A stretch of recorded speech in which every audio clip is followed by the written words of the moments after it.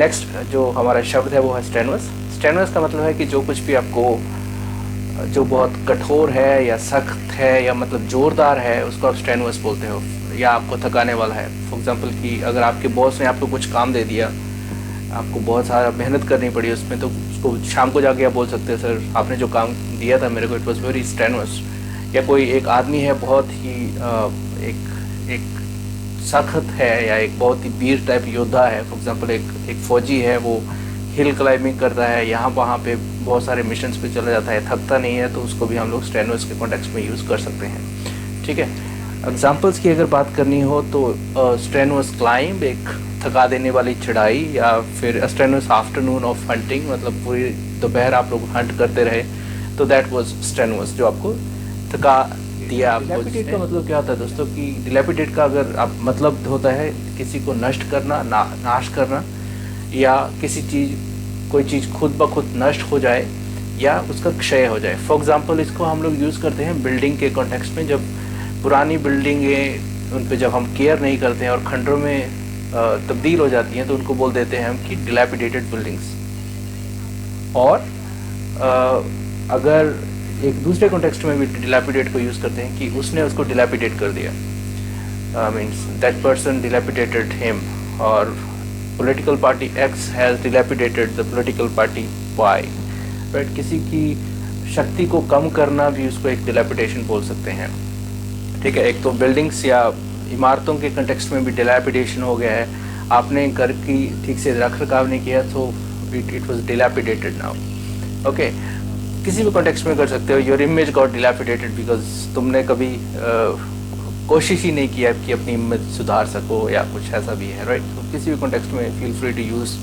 Again I leave it on you, मतलब मैं आपको बता रहा हूँ किस कॉन्टेक्स्ट में कैसे यूज़ कर सकते हैं, वो हम लोग कर सकते हैं। एग्जाम्पल देखेंगे तो वही है, dilapidated forts, dilapidated buildings, the old house was in a somewhat dilapidated condition. Right, तो उसका रख रखाव ठीक से नहीं हुआ, रिपेयर वगैरह नहीं हुई, तो ही वॉज डिलैपिडेटिंग।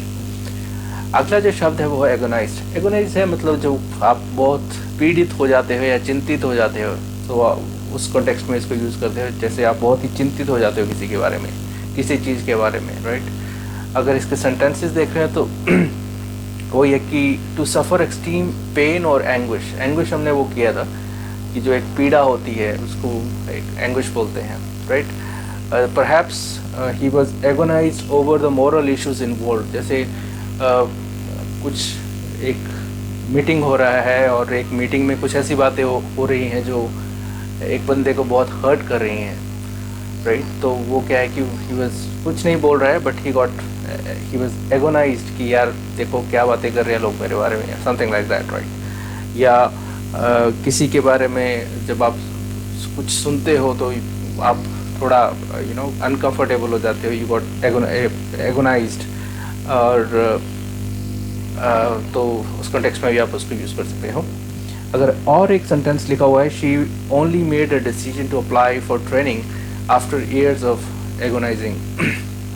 राइट, ये भी एक सेंटेंस है, आप अपने अकॉर्डिंगली सेंटेंस। एगोनाइज बेसिकली आप पीड़ा से छटपटा रहे हो, उसको आप एगोनाइज बोल सकते हो। नेक्स्ट जो है मंडेन, MUNDANE। मंडेन का मतलब है, देखो बहुत ही सिंपल शब्द है और बहुत ही कॉम्प्लिकेटेड करके लिखा हुआ है। राइट, मंडेन क्या होता है कि जो आपकी दिनचर्या के काम है, जिसका खास आपका महत्व है नहीं। ऑफिस जाते हो, कॉफ़ी डिस्पेंसर के पास जाके कॉफ़ी पीते हो, फिर कंप्यूटर ऑन करते हो, ये करते हो, वो करते हो, मतलब थिंग्स जो ज़्यादा मायने रखती नहीं हैं, जो मतलब काउंट नहीं होती हैं। सो ऐसा बोल सकते हैं कि मंडेन अफेयर्स, जो काम है मतलब करने ही है यार, मतलब करने ही पड़ने हैं, होते ही हैं। राइट, सो मंडेन थिंग्स, जैसे आप उठते हो, ब्रश करते हो, नहाते हो, सूट डालते हो, these are mundane thing. Means कोई इनकी ओर ध्यान नहीं देता है। एग्जाम्पल्स देख लेते हैं। ability of man to do the even mundane task। के लिए गया और उसको पूछते सर मेरे को जॉब दे दो। यार जॉब तो नहीं है मेरे पास, मैंने इंजीनियरिंग करी हुई है। Sir okay, I am willing to do the mundane task. जो सर फालतू के छोटे मोटे काम करने के लिए भी मैं तैयार हूँ। मंडेन मतलब झाड़ू देना, पोछा देना, जो काम मतलब जो ज़्यादा महत्ता रखते नहीं है, they are mundane task. Mundane के बाद है इनक्रेडुलस। इनक्रेडुलस क्या होता है कि इनक्रेडुलस होता है शक्की या संदेह जो करने वाला आदमी होता है, उसको इनक्रेडुलस बोलते हैं। ठीक है, फॉर एग्जाम्पल जैसे आपने किसी को बोला कि यार ठीक है यार मेरे पास 5 लाख रुपए हैं, तो he said, अच्छा, he replied in an incredulous way। और या किसी को आपने बुलाया तो he smiled in a very incredulous way, right? तो वो मतलब एक संदेहात्मक हंसी टाइप हंसा, मतलब उसको आप incredulous बोल सकते हैं। कल्मिनेट क्या था ना कि किसी चीज की जब समाप्ति होती है तो उसको कल्मिनेशन बोल सकते हैं। आपने कोई प्रोजेक्ट स्टार्ट करा था, वो कल्मिनेशन पे आ गया है, उसका अंत समय नजदीक आ गया है, उसको कल्मिनेट बोलते हैं। या और कोई चीज अपनी शिखर पे पहुंच गया है, उसको एक कल्मिनेशन बोल सकते हो, राइट? या हाईएस्ट पॉइंट पे पहुंच गया है, जितना हो सकता है पराकाष्ठा पर पहुंच गया है, उसको आप कल्मिनेशन बोल सकते हैं। कॉम्पिटेंस बहुत ज्यादा यूज होता है शब्द। कॉम्पिटेंसेस क्या होती है कि आपकी जो क्षमता है, योग्यता है, पात्रता है, उसको कॉम्पिटेंसेस बोलते हैं। रिज्यूम पे अगर आप रिज्यूम्स बनाते रहेंगे तो आप मोस्टली इस शब्द का प्रयोग करते हैं कि कॉम्पिटेंसेस क्या है। सर मेरे को जॉब चाहिए, ठीक है यार मैं तेरे को जॉब देता हूँ, but what are your competencies? आपकी जो कॉम्पिटेंसेस हैं वो क्या है? तो कॉम्पिटेंसेस इज बेसिकली द पात्रता है, या आपकी योग्यता क्या है, या आप क्या कर सकते हो, स्किल सेट क्या है आपका। सो जो ये सारी चीजें हैं, these are the competencies. Definition देख लेते हैं एक बार, जो हमारी टीम ने यहाँ पे लिखा हुआ है। I got a very big team of 1 person। क्षमता, गुण, योग्यता, पात्रता, सामर्थ्य या संपन्नता। 2 people actually, not 1 person। I got a team of 2 people, okay? The quality of being competent, adequacy, possession of required skill, knowledge, qualification or the capacity। So basically जो आपकी योग्यता, पात्रता और सामर्थ्य है वो आपकी कॉम्पिटेंसीज है। सर आपको जॉब चाहिए, पहले आप अपनी जो कॉम्पिटेंसीज है वो प्रूव करिए। एप्सड्रॉपिंग, ये शब्द आपके अगर तर्कश में ये बाण चला जाता है ना, तो आपकी इंग्लिश जो है ना वो एक हाई लेवल पे पहुंच जाती है। एप्सड्रॉपिंग क्या होता है?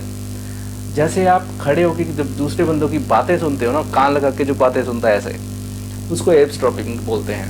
ठीक है, चुपके से किसी की बातों को जो सुनते हो ना, उसको एप्सड्रॉपिंग बोलते हैं। ठीक है, छिपकर बात सुनना या किसी कोई बात छिपकर मतलब आपके कान में पड़ जाना, उसको एप्सड्रॉपिंग बोलते हैं। So we caught him eavesdropping outside my window. वो मेरी खिड़की के बाहर से मैंने उसको पकड़ा, वो एप्सड्रॉपिंग कर रहा था। एप्सड्रॉपिंग, राइट? याद कर लो दोस्तों, इंटरेस्टिंग शब्द एप्सड्रॉपिंग। मेरे को कोई शौक नहीं है एप्सड्रॉपिंग करने का। ऐसे आप जा रहे हो, 2 बंदे बैठे हो, हमारी बातें नहीं सुनना, तो आपको गुस्सा आ गया, यार मेरे को कोई शौक नहीं है एप्सड्रॉपिंग करने का, तुमको ज्यादा चिंता है तो दूर जाके कहीं पे बैठ जाओ। So you can use in those context also. अच्छा शब्द है, याद रखिए। उसके बाद है परस्पिकेसिटी। परस्पिकेसिटी क्या होता है दोस्तों? परस्पिकेसिटी PERSPICACACY परस्पिकेसिटी। परस्पिकेसिटी क्या होता है कि एक बंदा है जो बड़ी निपुणता और कुशाग्रता से काम करता है, काम करने की जो क्वालिटी है उसको परस्पिकेसिटी बोलते हैं। मतलब गेटिंग इनटू द डिटेल्स जो वो है ना, तो उसको परस्पिकेसिटी बोलते हैं। ठीक है, the ability to understand somebody or something very quickly and very accurately। ठीक है, ability to understand somebody or something very quickly or very accurately, it's called perspicacity। बोलते हैं यार उसको हम गोली दे देंगे, फॉर एग्जाम्पल कोई है, तुम उसको गोली नहीं दे सकते। he does the things with perspicacity। वो बड़ी कुशाग्रता के साथ काम करता है, उसको धोखा देना आसान बात नहीं है। But I am sorry for that, I will try. Next जो शब्द है वो है स्क्रूपुलस। स्क्रूपुलस क्या होता है दोस्तों? जो एक बहुत सच्चा है, बुद्धिमान है या ईमानदार है, उसको स्क्रूपुलस बोलते हैं। Someone who is scrupulous takes great care to do what is fair, honest and morally right। अगर किसी बंदे को आप स्क्रूपुलस बोलते हो तो मतलब वो एक बहुत ईमानदार आदमी है और जो अच्छा ठीक को ठीक बोलता है, गलत को गलत बोलता है, that is a scrupulous person, right. You are being very scrupulous but to what end, ये एक सेंटेंस है। और बोल सकते हैं यार he is very scrupulous person, वो तुम्हें धोखा देगा यार, नहीं यार he is very scrupulous person, वो मेरे को धोखा देगा, I don't think so, he is very scrupulous, ठीक है।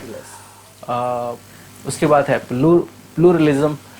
प्लूरलिज्म तो वही है कि अनेकता की, जैसे बोलते हैं कि भारत में बहुत प्लूरलिज्म है, अनेकता है, मतलब बहुत सारी कम्युनिटीज़ इकट्ठा रहती हैं, तो ये प्लूरलिज्म है, ठीक है। तो वही है कि ऑफिस में बहुत सारे नेशनलिटीज़ के लोग काम करते हैं, या बहुत सारे प्रोविंसेस से लोग आए हुए हैं, या बहुत सारे रिलीजन्स के लोग काम करते हैं, तो वो प्लूरलिटी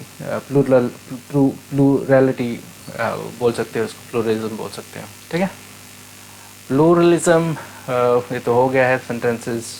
सो प्लूरलिज्म वही है कि जो अनेकता है उसको वही बोलते हैं। नेक्स्ट जो क्वेश्चन है वो है प्रोपेंसिटी। प्रोपेंसिटी क्या होती है कि एक बंदे की एक जो नेचुरल वो रहता है, उसकी जो एक रुचि है या इच्छा रहती है, उसको एक प्रोपेंसिटी बोलते हैं।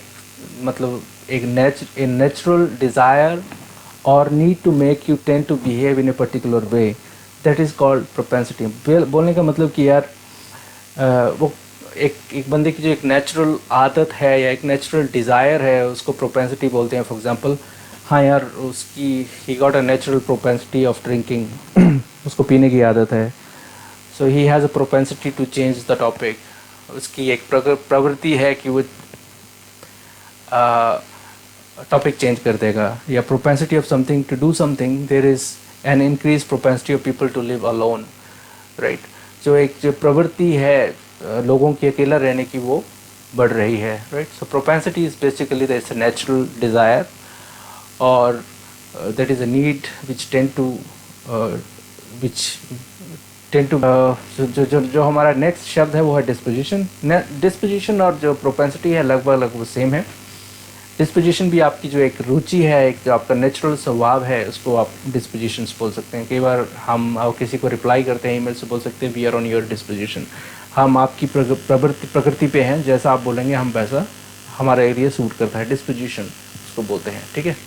सो एक बार इसकी डेफिनेशन देख लेते हैं। Someone disposition is the way that they tend to behave और feel, that's their disposition. Vindicate क्या होता है? किसी को कुछ साबित कर देना, उसको विंडिकेशन बोलते हैं, ठीक है।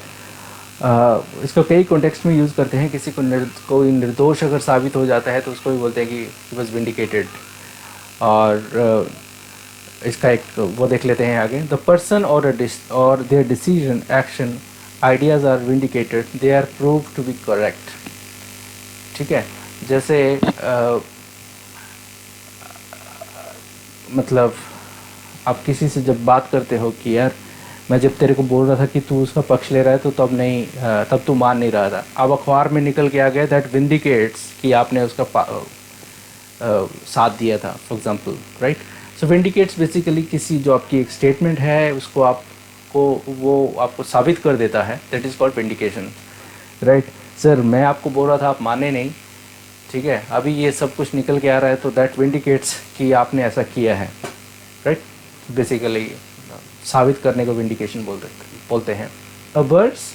अबर्स इज बेसिकली उल्टा होता है या किसी के प्रतिकूल होता है। जो मतलब कुछ लोग होते हैं ना कि आप कुछ बोलोगे तो उसका उल्टा ही जवाब देंगे, या कुछ आप ये सजेशन लेके जाओगे तो उसको मानेंगे नहीं, right. So he is always averse to sing a song, तो वो हमेशा गाना गाने के प्रति विरुद्ध रहता है, right. But I am not averse to drinking, मैं ड्रिंक करने के I am not averse to that, कि मैं उसके प्रतिकूल नहीं हूँ, you can say like that. He was averse to any change, मतलब अवर्स टू एनी चेंज मतलब अगर वो कोई चेंज करोगे तो वो उसका हमेशा प्रतिकूल उसकी जो रिएक्शन रहता है, right. Averse is basically the opposite, right. अगर आप कुछ करना चाहते हो तो वो बोलेगा नहीं, अवर्स। और कई बार बोलते हैं कि यार the conditions were very averse condition, कि मतलब विपरीत जो कंडीशंस थी, right, I we have to play in very averse condition में हमें खेलना पड़ा, right. So that is averse. अगला जो है एसिमिलेट, ASSIMILATE. असिमिलेट का मतलब क्या होता है कि सम्मिलित कर लेना. जैसे हम लोग दूसरे देशों में जाते हैं, फॉर एग्जांपल नदियाँ जब समुद्र में पहुंचती हैं तो जो समंदर है वो नदियों को असिमिलेट कर लेता है, मिला लेता है अपने आप में. हम लोग जब दूसरे देशों में जाते हैं तो वहाँ की सोसाइटी में हम लोग जाके असिमिलेट हो जाते हैं, राइट. कोई बाहर के देश का बंदा हमारे ऑफिस में आके काम करता है तो we assimilate them with the culture. तो वो हमारे साथ मिलजुल के रहते हैं. जो मिलजुल के और सम्मिलित करना है उसको असिमिलेशन बोलते हैं. एग्जाम्पल्स नहीं पढ़ूंगा मैं, बट एक देख लेते हैं. His family tried to assimilate into the white and Hispanic communities. Basically वही है, दो मतलब दो कम्युनिटीज़ को आपस में मेल जोल की बात कर रहा है इसमें. रिगर्जिटेट, ठीक है. रिगर्जिटेट क्या होता है? रिगर्जिटेट का एक तो मतलब है जैसे आप को खाना खा रहे हो, आप उसकी उल्टी कर देते हो, दैट इज़ रिगर्जिटेट, राइट. एक रिगर्जिटेट क्या होता है कि जैसे थोड़ा इसकी डेफिनेशन देख लेते हैं. रिगर्जिटेट, चिड़िया जब दाना लेके आती है तो वो क्या करती है कि अपने मुंह में दाना लेके आती है, फिर जब वो घोंसले में बैठती है तो अपने बच्चों को अपने मुंह से जो है वो खाना निकाल के देती है. बेसिकली मुंह से निकाल के वो बाहर निकालती है. That process is called regurgitate, ठीक है. या बच्चों को आप खाना खिलाते हो, वो रिगर्जिटेट कर देते हैं, मतलब उसको पचा नहीं पाते हैं, राइट, या उसको सॉलो नहीं कर पाते हैं तो throw it back, that is called regurgitate. यहाँ कई बार आप क्लासेस में हो एंड आपके टीचर ने कुछ बोल दिया, आपको समझ नहीं आया तो sir please regurgitate once again, I could not understand और समथिंग. हम मेरे को समझ नहीं आया, एक बार आप रिगर्जिटेट कर देंगे तो बहुत मेहरबानी होगी सर आपकी. फिर वहाँ से डंडा निकालेगा और बोलेगा यार ध्यान कहाँ है तुम्हारा, तेरा ध्यान किधर है, राइट. सो रिगर्जिटेट. चिड़िया दाना जब खिलाती है, दैट प्रोसेस इज रिगर्जिटेट. बच्चा जब मुंह से दूध निकाल के बाहर फेंकता है या खाना बाहर निकाल देता है, that is also called regurgitate. किसी को आप कोई चीज़ दोबारा करने को बोल रहे हो, रिक्वेस्ट कर रहे हो, दैट इज आल्सो रिगर्जिटेट. उस कॉन्टेक्स्ट में भी यूज़ कर सकते हैं हम लोग, ठीक है. चलिए, उसके बाद है क्वेस्ट, QUEST. क्वेस्ट होती है तलाश, खोज, परीक्षा या इच्छा. तो भगवान बुद्ध जो हैं वो सत्य की तलाश में जंगल में चले गए. Buddha went to jungle in the quest of truth, तो वो बोल सकते हैं. या they went to the mountain, they went to the jungle for in quest of finding the treasure. वो खजाना ढूंढने के लिए जंगल में चले गए. तो जो तलाश है उसको क्वेस्ट बोलते हैं. और डेफिनेशंस देख लेते हैं टीम ने क्या लिखी है. A long search of something, especially for some qualities such as happiness. Right? My quest of diamonds, my quest for better life. तो जो आपकी ये खोज है उसको quest बोलते हैं, ठीक है. Quest of your beautiful wife, quest for your beautiful girlfriend or boyfriend, right? तो जैसा भी आपको अच्छा लगे, you can use that word. Quest basically it's खोज, ठीक है. रेवरेंस होती है जैसे आपकी किसी के प्रति जो श्रद्धा है उसको आप रेवरेंसेस बोलते हैं. जैसे I have reverences to my god, I have reverence towards my teachers, I have reverence towards my parents, I have reverence towards my company.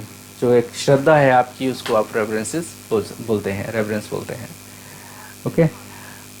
Reverence for the human life, I close my eyes in reverence. मैंने श्रद्धा में अपनी आंखें बंद करी. सो श्रद्धा जो है आपकी वो रेवरेंस है. इंसिन्यूएट क्या होता है कि आप इशारा करते हो या मतलब आप संकेत करते हो. बेसिकली आप डायरेक्टली नहीं बोलते हो. फॉर एग्जांपल, आप कमरे में चले गए, एक बंदे के साथ खड़े हो and his body is smelling, तो आप उसको नहीं बोल रहे हो, but you are trying to, आपका नाक बंद कर रहे हो, कभी कुछ कर रहे हो, तो यू आर ट्राइंग टू इंसिन्यूएट कि कुछ तो उसकी जो बॉडी से स्मेल आ रही है. That is one kind of insinuate. दूसरा इंसिन्यूएट क्या है कि जब आप किसी के माइंड में कोई डाउट डाल देते हो, उसको भी इंसिन्यूएट बोलते हैं. जैसे कि दो कंपनीज़ हैं, एक का सेल्समैन वहाँ पे गया और दूसरी कंपनी का सेल्समैन भी वहाँ पे गया, तो दूसरी कंपनी के सेल्समैन ने फर्स्ट कंपनी के प्रोडक्ट के बारे में कुछ इंसिनुएट किया, कुछ बोल दिया उसके बारे में कि जो कस्टमर था वो भी सोचने स्टार्ट कर दिया, यार नहीं तो कुछ तो गड़बड़ है। तो ही इंसिनुएटेड और instil that doubt in customers mind, right. Basically directly उसने कुछ नहीं बोला, अच्छा सर मतलब आप वो कंपनी से वो प्रोडक्ट ले रहे हो क्या, and you give a smile, थोड़ा सा हंस दिए, देन बोला कुछ नहीं, तो उसको डाउट हो गया यार कुछ तो गड़बड़ है। That is called insinuation, right.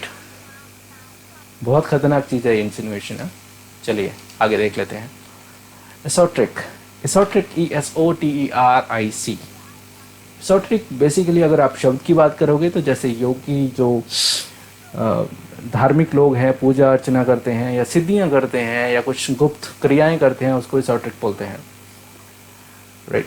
एसोट्रिक activities या कुछ ऐसा जैसा। बट नॉर्मल कॉन्टेक्स्ट में एसोट्रिक का मतलब कैसे यूज़ कर लेते हैं हम लोग, जैसे दो लोग बात कर रहे हैं, आपको समझ नहीं आ रही है, गुप्त बातें कर रहे हैं, तो आप बोल सकते हैं यार क्या ये esoteric, but you having some esoteric discussion, कुछ एसोट्रिक डिस्कस कर रहे हो, गुप्त में कर रहे हो, या कोई बंदा जोक मार रहा है, आपको समझ नहीं आ रहा है, बट कुछ लोग समझ के हंस रहे हैं, तो वी कैन से यार ये तो एसोट्रिक जोक है, I could not understand. Esoteric basically गुप्त, गोपनीय, गूढ़, जो थोड़ा उसको दिमाग लड़ाना पड़ता है समझने के लिए, दैट इज कॉल्ड एसोट्रिक, राइट दोस्तों।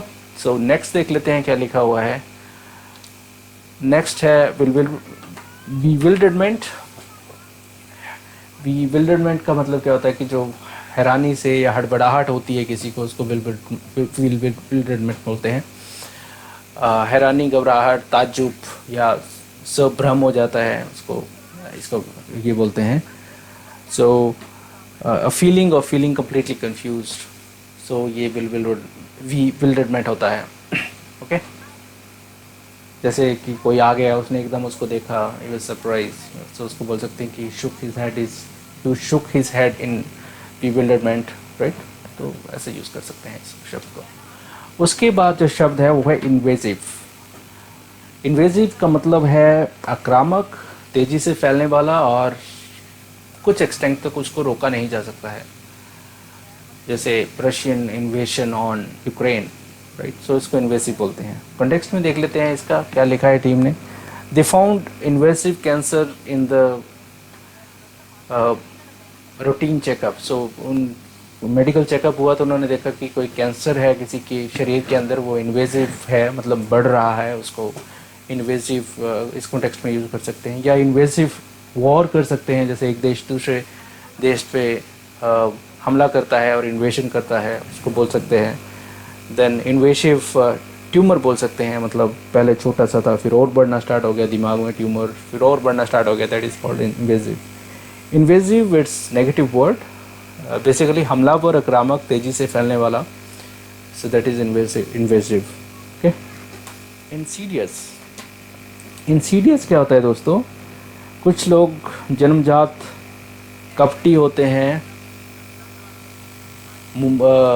धोखेबाज होते हैं, घातक होते हैं, धूर्त होते हैं, उनको इंसीडियस बोलते हैं, राइट। कहाँ पे जब भी आपको कोई बंदा ऐसे लगे कि यार कपटी है या धूर्त है या धोखेबाज है, तो उस कॉन्टेक्स्ट में आप लोग यूज़ कर सकते हैं। But be very careful with this word. किसी को अगर इंसीडियस बोलते हो, दैट रियली मीन समथिंग। हो सकता है कि वो आपके दांत भी तोड़ दे। तो मेरा काम आपको शब्द बताना है, यूज़ करना भाई, आप रिस्क आपका है। डॉगमैटिक, डॉगमैटिक वही है, जैसे हठकर्मी या हठी होता है, उसको डॉगमैटिक बोलते हैं।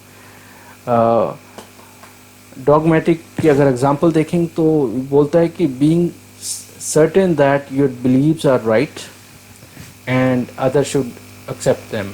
मतलब तुम्हें ऐसा लगता है कि जो तुम कर रहे हो वो ठीक है और दूसरे उसको स्वीकार करें, that is called dogmatic. So he got very dogmatic nature, his attitude is very dogmatic. I cannot work with the person with this dogmatic behavior, okay. And many writers at this time held rigidly dogmatic views. The regime is dogmatic and no one dares to express their personal opinion. So किसी भी context में use कर सकते हैं। Basically जिद्दी type या हठकर्मी, जिसको लगता है कि मैं ही मैं हूँ, बाकी तो मुझे ही फॉलो करेंगे, दैट इज़ कॉल्ड डॉगमैटिक, राइट। जो हठी आदमी है उसको डॉगमेटिक बोलते हैं। परप्लेक्स वही है थोड़ा जो घबराना या व्याकुल कर देना, उसको परप्लेक्स बोलते हैं, या उलझा देना किसी को, राइट। तो बोल सकते हैं ना कि यार उसने जो रिस्पॉन्स दिया उसकी वजह से आई वॉज परप्लेक्स्ड, मतलब मैं घबरा गया या मैं उलझन में पड़ गया, राइट। व्याकुल कर दिया उसने मेरे को, आई वॉज परप्लेक्स्ड, जो उसने मेरे को रिस्पॉन्स दिया। So if somebody or something that perplexes you, it confuses and worries you because you don't understand or because it caused you difficulty. अगर कोई किसी चीज़ ने आपको परप्लेक्स किया है, मतलब आप या तो कंफ्यूज हो गए हो या आप चिंतित हो गए हो या इसकी वजह से आपको थोड़ी अड़चन पैदा हुई है या मुश्किल हुई है, that is called perplex. they were perplexed by their response. I was perplexed by your response, or so that is called perplexed. Exonerate और vindicate में ज़्यादा फ़र्क नहीं है। exonerate भी वही है, किसी को दोष मुक्त करना। जैसे नॉर्मली जो कोर्ट होते हैं वो जो निर्दोष होते हैं उनको exonerate कर देते हैं, to clear और as of an accusation free from the guilt or blame. So basically किसी पे अगर कोई चार्ज लगा हुआ है या किसी पे कोई जुर्म लगा हुआ है, बोल सकते हो, या दोष लगा हुआ है, उसको निर्दोष जब आप बोल देते हो तो आप उसको एक्सोनरेट कर देते हो। कोर्ट न्यायालय जो होते हैं वो दोषियों को एक्सोनरेट करते हैं अगर उनके खिलाफ कोई सबूत नहीं। आगे देख देते हैं सब्जुगेट क्या है ना दोस्तों, कि किसी को पराजित करना या अधीन करना, उसको सब्जुगेशन बोलते हैं, सब्जुगेट बोलते हैं। पुराने ज़माने में एक स्टेट दूसरे को सब्जुगेट कर लेता था, एक देश तो दूसरे देश को सब्जुगेट कर लेता था, तो उसको अधीन करना या पराजित या वश में करना, उसको सब्जुगेट बोल सकते हैं। ऐसे बोल सकते हैं यार बॉस की जो सेक्रेटरी है ना उसने उसको सब्जुगेट कर लिया है, उसी की सुनता यार, हमारी सुनता ही नहीं है। या मतलब एक्स गांव वालों ने बाई गांव वालों को सब्जुगेट कर लिया है, या एक्स कंट्री ने उसको सब्जुगेट कर लिया है, या मतलब उसके ख्यालों ने उसको सब्जुगेट कर लिया है, अधीन कर लिया है, वश में कर लिया है, या उसकी जो प्यार ने उसको सब्जुगेट कर लिया है। So depends upon how you want to use that, right.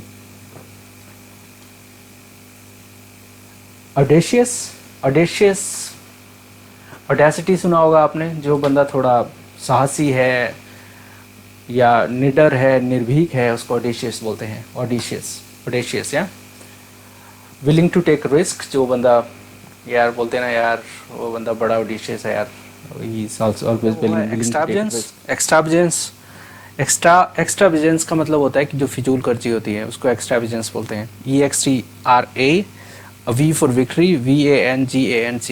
एक्स्ट्रावेजेंस जो फिजूल खर्ची है, अपव्यय, असंयम, फिजूल खर्ची, अतिक्रम, उसको एक्स्ट्रावेजेंस बोलते हैं। तो अगर आपसे पूछता है कि आपकी एक्स्ट्रावेजेंसेस क्या हैं, यार मेरे को घोड़ों की दौड़ देखने का बड़ा शौक है, दैट इज़ योर फिजूल खर्ची, दैट इज़ योर एक्स्ट्रावेजेंस, राइट। सो एक्स्ट्रावेजेंस हर बंदे की कोई ना कोई फिजूल खर्ची होती है। आई है buying very expensive jeans is now, let's see the next word, fortitude क्या होता है कि धैर्य होता है।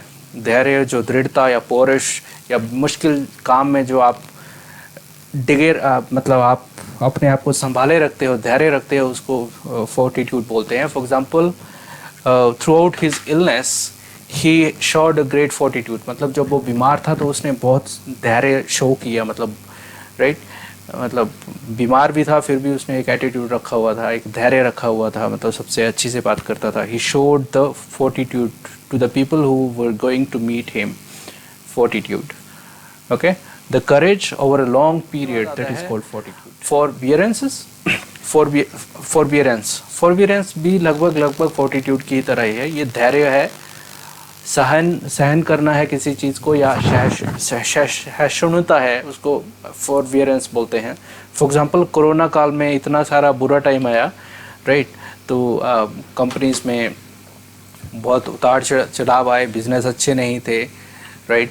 एम्प्लॉइज़ को आप जो मालिक थे कम सैलरीज दे पाए because they were not also doing a good business, right. तो जो एम्प्लॉयर है उसने ही thanked to the employees for their forbearance during the time. During the difficult time of the company. ठीक है, तो फॉरबियरेंस वही है जो आप सहन करते हो, या आपकी सहिष्णुता होती है, या आप क्षमा कर देते हो, या आप धैर्य रखते हो, वो फॉरबियरेंसेस हैं। फॉरबियरेंस लेते हैं। सुपरफिशियल, सुपरफिशियल का मतलब क्या है ना कि बाहरी और ऊपरी ऊपरी जो इन्फॉर्मेशन है, या ऊपर ऊपर से, जैसे बोलते हैं ना, ऊपर ऊपर से बता देता हूँ यार तेरे को, that is called superficial. So being at or on the surface, that is called superficial. है आपकी कंपनी में क्या चल रहा है यार, क्या स्थिति है तुम्हारे इलेक्शंस की, या कुछ ऐसा पूछते रहते हो ना, तो ठीक है यार मेरे को ज़्यादा नहीं पता है, but I can give you very superficial information कि ये ऐसा ऐसा चल रहा है, राइट। या सुपरफिशियल बोन्ड, मतलब घाव, ऊपरा ऊपरा सा घाव है, या एक सुपरफिशियल मेजरमेंट है, बोलते हैं ना यार मोटा मोटा माप के बताओ मेरे को क्या है, तो that is called, that is a superficial measurement. या आप बोल रहे हो कि वो यार लेखक तो है but he is a superficial writer, मतलब कहानी तो वो लिखता है बट वो ऊपरी ऊपरी कहानी लिखता है, he doesn't dive into the details और समथिंग, राइट। तो किसी भी कॉन्टेक्स्ट में आप कर सकते हो। सुपरफिशियल इन्फॉर्मेशन कभी भी किसी को नहीं देनी चाहिए, देनी है तो पूरी इन्फॉर्मेशन दो, डीप इन्फॉर्मेशन दो, ठीक है। ऑलराइट, नेक्स्ट देखते हैं। प्रूडेंट, प्रूडेंट होता है बुद्धिमान है, चतुर है। अगर इस कॉन्टेक्स्ट में कोई भी आपको कोई यूज़ करना है तो वहाँ पे आप प्रूडेंट इस शब्द को यूज़ कर सकते हैं। प्रूडेंट, यार वो बहुत ही प्रूडेंट बंदा है, या आपने जो डिसीजन लिया वो बहुत ही प्रूडेंट डिसीजन है, ठीक है। तो बेसिकली जो कुछ भी चतुर या बुद्धिमत्ता से रिलेटेड कुछ भी कॉन्टेक्स्ट में बात आती है तो वहाँ पे आप प्रूडेंट यूज़ कर। Prudently he said that the decision was very prudent, and I don't think so कि it's going to be he took very prudent decision। so कैसे भी आप वो कर सकते हैं। prudent बोलने का मतलब एक बुद्धिमान, चौकस जो भी है उसको इस कॉन्टेक्स्ट में आप लोग यूज़ कर सकते हैं। उसके बाद आता है आपका allegiance। allegiance क्या होती है, जो किसी के प्रति आपकी निष्ठा होती है उसको allegiance बोलते हैं। बोलते हैं कि यार मेरी फलाना पार्टी को, मेरी कांग्रेस के प्रति एक अलीजियंस है, एक निष्ठा है, मेरी भारतीय जनता पार्टी के प्रति एक निष्ठा है, मेरी अलीजियंस जो है वो हमारे ठाकुर साहब हैं उनके प्रति है, या मेरी अलीजियंस जो है वो उस पार्टी, उस बंदे के साथ है। तो जहाँ पे आप किसी के प्रति अधीन या वफादार हो, दैट इज़ कॉल्ड अलीजियंस, ठीक है। उसके बाद आता है आपका रिमिनिसेंसेस। रिमिनिसेंसेस क्या होती है, जो आपकी याद और जो आपकी संस्मरण होते हैं उसको रिमिनिसेंसेस बोलते हैं। आपकी जो यादें होती हैं उसको रिमिनिसेंसेस बोलते हैं। याद या संस्मरण या स्मृति उसको रिमिनिसेंसेस बोलते हैं। बोलते हैं ना यार कि here I am boring you with my reminiscences, यार मैं तुम्हारी अपनी यादों से तुम्हें बोर कर रहा हूँ, ठीक है। या डिप्लीट, डिप्लीट क्या है, खाली करना या उसको समाप्त करना या व्यय करना, उसको डिप्लीट बोलते हैं। आपका खजाना जो है वो डिप्लीट हो रहा है, आपके फंड्स डिप्लीट हो रहे हैं, आपकी एक रिजर्वायर है, एक झील डिप्लीट हो सकती है, ओजोन लेयर जो है वो भी डिप्लीट हो रही है बिकॉज ऑफ सम सब्सटेंसेस जो उसको पतला कर रहे हैं, क्षय कर रहे हैं। तो किसी भी कॉन्टेक्स्ट में आपको डिप्लीट कर सकते हो। मोस्टली आपका जो फंड्स खाली हो रहे हैं तो आप बोल सकते हैं यार कि सेविंग्स आर डिप्लीटिंग, या रिजर्वायर, झील में पानी कम हो रहा है तो झील इज़ डिप्लीटिंग, खाली हो रही है झील, राइट। इसके बाद है सैंग्विन। Sanguine SANGUIN। सैंग्विन होता है मतलब थोड़ा आशावादी हो जाना, sanguine. So I am very sanguine, he is very sanguine about his behaviour, तो वो उसके बिहेवियर के प्रति बड़ा सैंग्विन है। या ही हैड सैंग्विन एक्सपेक्टेशंस, उसकी जो एक्सपेक्टेशन है बड़ी आशावादी हैं। आपके तर्कश में ये बांड भी आएगा तो मज़ा आ जाएगा, राइट। चलिए, इंडिस्पेंसिबल। इंडिस्पेंसिबल का मतलब क्या होता है ना दोस्तों कि विराट कोहली है अभी टीम में, अगर विराट कोहली को टीम से निकाल दोगे तो काम नहीं चलेगा। So that is, Virat Kohli is indispensable, मतलब बहुत ज़रूरी है, अत्यावश्यक ज़रूरी है, अपरिहार्य है, राइट। सर यार मतलब यार कंपनी में लोग लोगों को निकाला जा रहा है, पता नहीं मेरे को रखेंगे कि नहीं रखेंगे, राइट? नहीं यार, तेरे को नहीं निकाल सकते, यू आर इनडिस्पेंसिबल, बिकॉज जो तू करता है वो कोई और नहीं कर सकता है, फॉर एग्जाम्पल, राइट? जो बहुत ज़्यादा ज़रूरी है, और this is very indispensable thing that you can not ignore, ऐसा बोल सकते हो। अगर इसके उसमें वो देखते हैं एग्जाम्पल्स में देखोगे तो इंडिस्पेंसिबल मेंबर ऑफ स्टाफ, या इंडिस्पेंसिबल रोल, यार उसका जो रोल है, फॉर एग्जांपल अगर आपका एनएसए है अभी तो डोभाल जी हैं, तो एनएसए का जो एक रोल होता है नेशनल सिक्योरिटी में, वो इट्स इंडिस्पेंसिबल। चलिए आगे देख लेते हैं। रिलक्टेंट वही होता है जो आपके हमेशा खिलाफ रहेगा, प्रतिकूल रहेगा, दैट इज कॉल्ड रिलक्टेंट। जैसे भी आप किसी को कुछ आइडिया लेके जाओगे तो वो हमेशा कुछ अगेंस्ट में ही बोलेगा, तो ऐसा बोल सकते हो कि यार whenever I go to him, he's always reluctant towards my idea. I don't know why he is so reluctant. He's reluctant, that's why nobody wants to be friend with him. बता रहे थे, right? Very reluctant. Philanthropic क्या होता है? जो बंदा मतलब लोक हितैषी होता है, परोपकारी होता है, गरीबों को सामान बांटता है, ज़रूरतमंदों को चीज़ें देता है, बंदे की बात नहीं कर रहा हूँ। philanthropic is it's a process or it's activity, right? philanthropic foundation जो गरीबों की मदद करती है, भूखों को खाना देती है, that is a philanthropic. या philanthropic person or organization freely gives money or other helps to the people who need it. जो लोगों की सहायता करती हैं, जो philanthropic होता है। philanthropic बेसिकली लोग कल्याण के लिए जो काम करता है या काम होता है, उसको philanthropic बोलते हैं। चलिए आगे का शब्द देख लेते हैं क्या है। आगे है resuscitate। पुनर्जीवित करना। पिछले साल जापान के जो एक टाइम में प्राइम मिनिस्टर थे शिंजो आबे, उनको गोली लगी और अंत में उनकी मृत्यु हो गई। तो गोली लगने के बाद क्या होता है कि जब वो ज़मीन पे गिरते हैं तो जो फिर उसको हॉस्पिटल में लेके जाता है, तो जो हॉस्पिटल में डॉक्टर क्या करते हैं कि उनको, अभी वो अचेत हैं, ठीक है, तो फिर उसको कुछ ना कुछ मशीनों पे डाल के या कुछ मेडिकल ट्रीटमेंट देके उनको रिससिटेट करने की कोशिश कर रहे हैं, उनको जिंदा करने की कोशिश कर रहे हैं। आपने देखा होगा किसी को हार्ट अटैक हो जाता है कई बार, तो वो तो बेहोश हो गया है, तो कुछ लोग आके उनको हार्ट को दबाते हैं जोर जोर से, रिससिटेट करने की कोशिश करते हैं, उनको पुनर्जीवित करने की कोशिश करते हैं, उसको रिससिटेट बोलते हैं, ठीक है।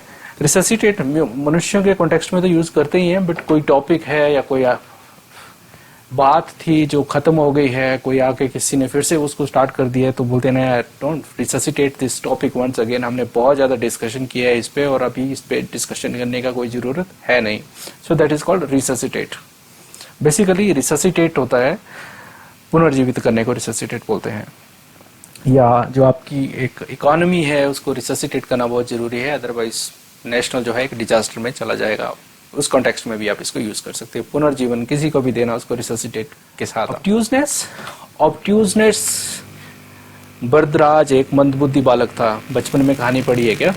ऑब्ट्यूजनेस क्या होती है? एक जड़ता, मंदबुद्धिता, मंदता, उसको ऑब्ट्यूजनेस बोलते हैं। मतलब आपको किसी चीज को ना समझने की जो आपकी क्वालिटी है, मंदबुद्धिता है, उसको ऑब्ट्यूजनेस बोलते हैं। कई बार आप सॉरी तो बोलते ही हो, किसी को बोलते हैं यार sorry please forgive me for my obtuseness, मेरी मूर्खता के लिए मुझे माफ कर दीजिए। ऑब्ट्यूजनेस या ऑब्ट्यूजनेस, ठीक है, OBTUSENESS,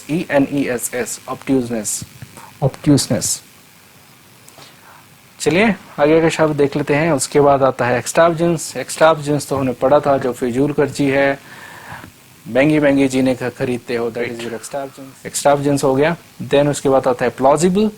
प्लॉजिबल का मतलब होता है कि आपको कोई बंदा कुछ चीज बोल रहा है, बट आपको पता नहीं है कि सच हो भी सकती है, सच नहीं भी हो सकती है, राइट? बट बंदा जो आपको बोल रहा है और आपको लग रहा है कि ये मुमकिन हो सकता है या सच्चा हो सकता है, तो आप उसको बोल सकते हैं हाँ यार जो तुम बोल रहे हो that seems like a plausible, लगता है कि सच है, ठीक है, जेन्युइन लगता है, सच्चा लगता है, दैट इज कॉल्ड प्लॉजिबल, ठीक है। Seems liking to be true or able to be believed, plausible explanation, plausible salesperson, plausible person appear to be honest by telling the truth even it is not. Okay? Distraught का वही है कि व्याकुल हो जाना और परेशान हो जाना, उसको डिस्ट्रॉट बोलते हैं। जैसे कि जज ने कोई डिसीजन दिया और उसके पक्ष में नहीं आया तो ही गॉट डिस्ट्रॉट, या किसी चीज़ की कोई एक्सपेक्टेशन कर रहा था, उसको चीज़ वो नहीं मिली, ही गॉट डिस्ट्रॉट, राइट। तो इस कॉन्टेक्स्ट में आप लोग यूज कर सकते हो डिस्ट्रॉट को। कंपोजर क्या होता है? जो आपका संयम होता है, मानसिक आत्म संवरण होता है, उसको कंपोजर बोलते हैं। जो आपकी धैर्य है, शांति है, कंपोजर बोलते हैं उसको, आत्म संयम बेसिकली। तो कंप्लेन कर रहे हो आप अपने बॉस के साथ कि ऐसा ऐसा है सर, ये तो मैं अपना कंपोजर मेंटेन कर रहा हूँ, अदरवाइज मेरे को भी तो गुस्सा तो आता है, something, right, that is called composure, आपका जो संयम है। But don't take advantage of my composure, तो मेरा जो धैर्य है उसकी परीक्षा मत लो, उसका फायदा मत उठाओ, ओके। और he has a very great quality of great composer, उसकी जो धैर्यता है बहुत बड़ी उसकी क्वालिटी है। Composer, good composer is a very masquerade. Masquerade क्या है ना दोस्तों, कि जैसे आप गांव शहरों में कोने कोने पे कुछ देखते हो ना, कुछ डॉक्टरों की दुकानें बना रखी हैं, डॉक्टर हैं नहीं, बस पर डॉक्टर बन के दवाइयां दे रहे हैं। तो बेसिकली जो छद्म भेष बना के है, जो झूठा है बट कुछ बनने की का नाटक कर रहा है या कोशिश करता है, वो that is called masquerading. So बहाना या भेष, समांग या छद्म भेष, he masqueraded as a doctor and fooled everyone. जैसे फिल्मों में दिखाते ना, वो डॉक्टर का कोट शोट डाल के जाता है ऑपरेशन थिएटर में और जो हीरो होता है उसको मारने की कोशिश करता है। So he masquerade as an doctor and fooled everyone. तो उसने डॉक्टर की तरह वेश बनाया और he try to kill somebody in the hospital, ठीक है। सो मैस्क्यूरेट, ओके। सो बोलने में कितना अच्छा लगता है ना, मैस्क्यूरेट, ठीक है। मैस्क्यूरेट, भेष बदलना या किसी को भेष बदल के मूर्ख बनाना, दैट इज कॉल्ड यूबिक्वस। यूबिक्वस क्या होता है ना, सर्वव्यापक, जो हर जगह पे मिल जाता है उसको यूबिक्वस बोलते हैं, राइट। एक तो भगवान सर्वव्यापी है, उसको यूबिक्वस बोलते हैं, बट कुछ चीजें जैसे चीनी है वो यूबिक्वस है, अभी हर जगह पे मिल जाती है चीनी, right. Social media is ubiquitous now, Facebook हर कहीं पे मिल जाती है, इंटरनेट इज यूबिक्वस नाउ, हर जगह पे मिल जाता है। So that is called ubiquitous. चलिए अगला देख लेते हैं, डाइग्रेशन। डाइग्रेशन क्या होता है ना दोस्तों, की एग्जांपल के साथ समझाता हूँ कि कोई स्पीच दे रहा है, बहुत अच्छी स्पीच दे रहा है, तब एक बंदा सामने से आता है पर्ची के साथ, ऐसे उसको एक पर्ची देता है और उसको पर्ची को पढ़ता है, तो बोलता है ठीक है, एक सूचना है, वहां पे एक गाड़ी खड़ी है, उसके ड्राइवर से अपील है कि वो गाड़ी वहां से ले जाए। तो बेसिकली जो डाइग्रेशन क्या है कि जो आपका एक विषय है उससे थोड़ा सो हटना होता है, विषय बदलना होता है, उसको आप डाइग्रेशन बोलते हो, ठीक है। सो जैसे आप स्पीच दे रहे हो, कुछ बीच में कुछ और डाइग्रेशन आ गई, ठीक है, कुछ और आपने टॉपिक स्टार्ट कर दिया, उसको डाइग्रेशन।